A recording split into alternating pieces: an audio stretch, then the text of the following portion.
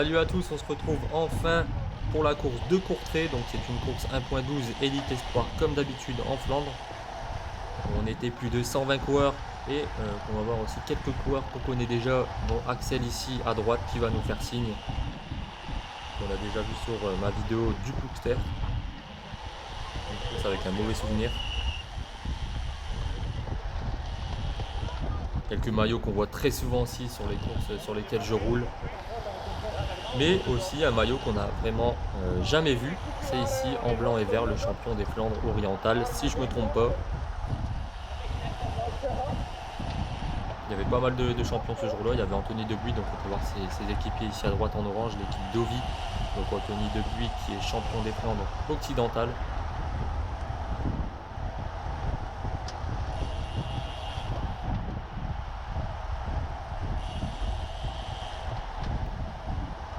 Comme d'habitude, en bas à droite les degrés, en bas à gauche les kilomètres/heure avec la distance et les pourcentages. D'ailleurs les pourcentages n'ont pas beaucoup monté parce que c'était un circuit vachement plat et vachement roulant. Et en haut à gauche donc le nombre de tours, le circuit et la durée de la course.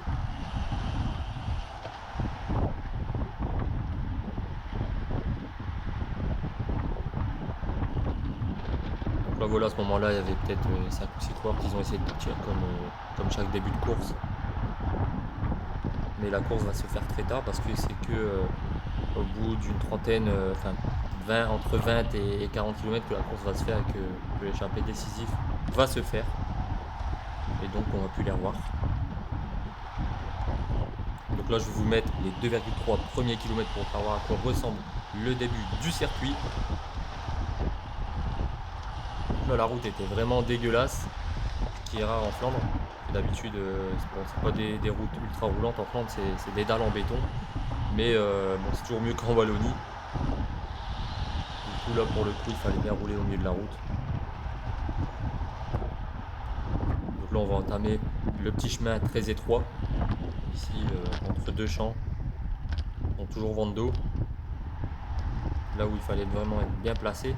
Parce que bon là on était vent d'eau, ça roulait pas mal, peut-être pas au premier tour ni au deuxième tour.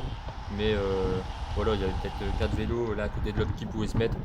Donc voilà, il fallait pas se faire piéger. Surtout qu'au bout de ce petit chemin, on avait un virage à gauche très serré, là où ça roulait à 20 km/h. Même un peu moins des fois, ça relançait vraiment très fort. Donc voilà, il fallait pas se faire piéger. Donc là vous allez pouvoir voir que ça va relancer très fort et enfiler un gène comme chaque relance. Surtout que là on arrivait vent de côté. Donc un vent de gauche qui faisait vraiment mal aux pattes.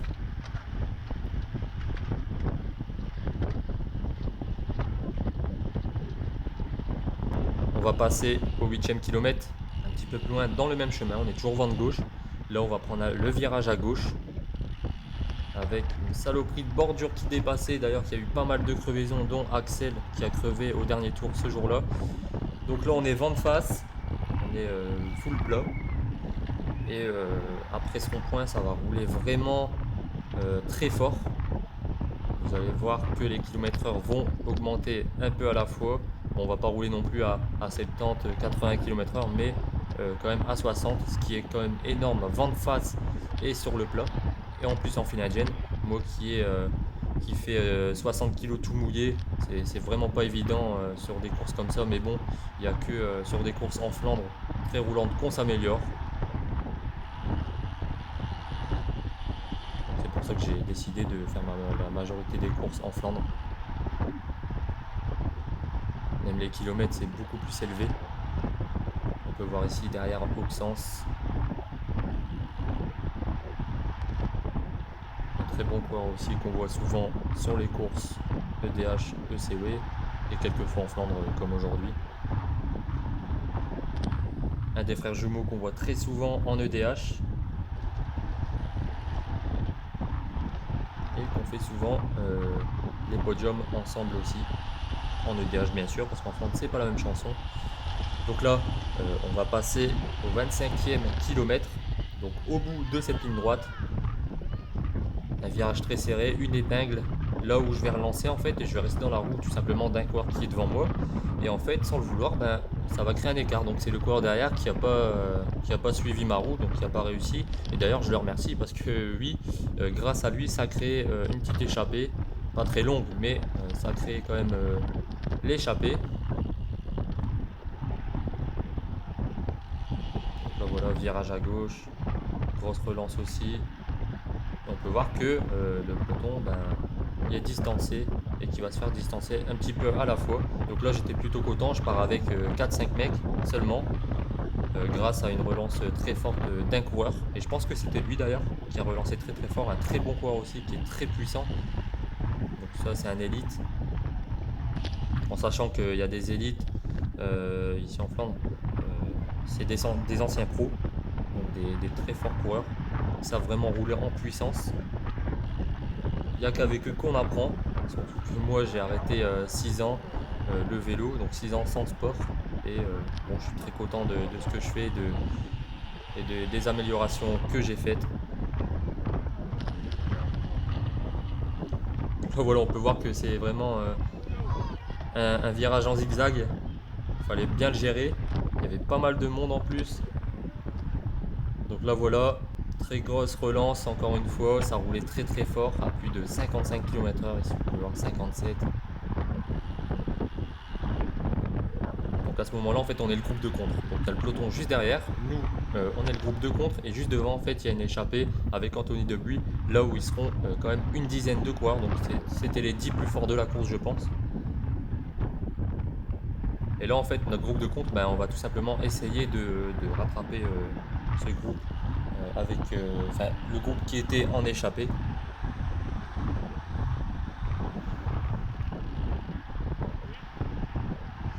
Mais bon, là on les a rattrapés. On peut voir ici Anthony. Donc là on a un groupe de plus ou moins une quinzaine de coureurs.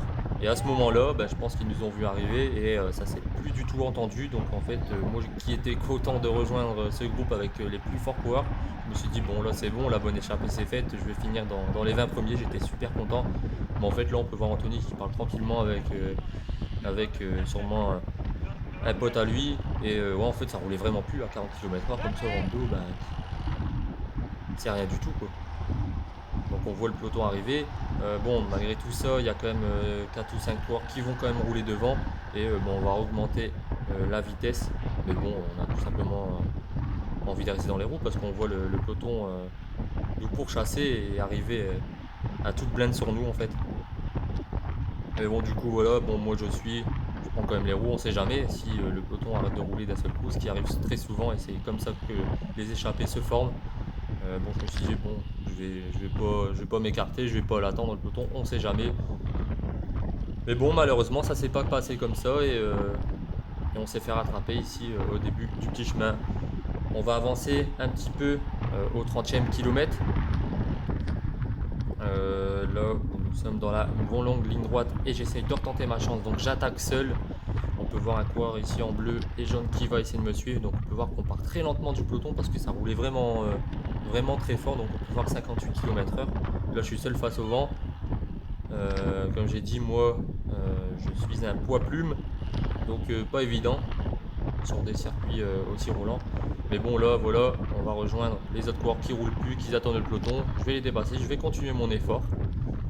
Je gère mon effort, je continue. Le coureur en bleu, il fait pareil. Il s'est dit sûrement pareil que moi. Mais bon, malheureusement, ici on va arriver à l'épingle. Et bon, j'ai freiné, je pense, un peu trop fort. J'ai pas relancé assez fort aussi après l'effort que je viens de faire. Pas évident. Donc voilà, je vais tout simplement me faire avaler par le peloton après ce virage. Voilà, on est au 97e kilomètre. La course est faite, la bonne échappée est déjà partie depuis belle lurette. Et là en fait on est dans le petit chemin vent de gauche, je sais pas si vous vous rappelez. Et personne ne veut rouler, du coup bah moi je décide d'y aller, j'attaque pas. Je reste assis sur ma selle et je décide de mettre un tempo assez élevé. Et une bonne petite relance ici vent de face. Pour essayer de rejoindre 4 ou 5 coureurs qui étaient juste devant moi, donc peut-être à 200 ou 300 mètres.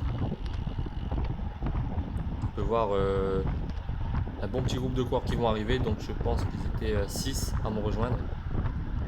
Donc là du coup on est 8, 9, 9, on sera 9.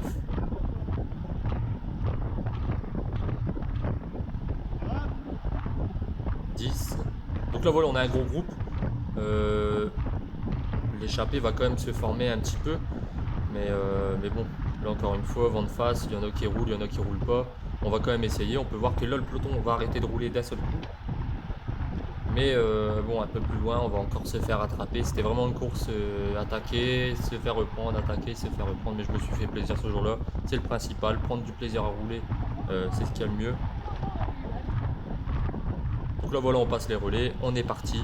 Mais bon, encore une fois, face au peloton, on est 10 coureurs, il n'y en a que 3 ou 4 qui vont rouler. Donc là voilà, on a avancé un petit peu plus loin, donc juste après le pont. Là où j'ai suivi une roue aussi et ça a attaqué. Donc encore une fois, un gros effort. On peut voir le peloton ici qui pourchasse notre groupe. Donc là voilà, j'essaie d'y aller. Franchement, j'ai mal aux jambes, on arrive fin de course, ça roulait vraiment très fort. Et bon, j'essaye quand même. Là, je me fais avaler par quelques coureurs. Du coup, ici, je décide de relancer quand même. Et d'aller dans la roue du coureur en vert qui nous a passé par la droite. Donc là, voilà, je me dis encore une fois, c'est parti, c'est la bonne. Juste avant l'arrivée, c'est le bon plan.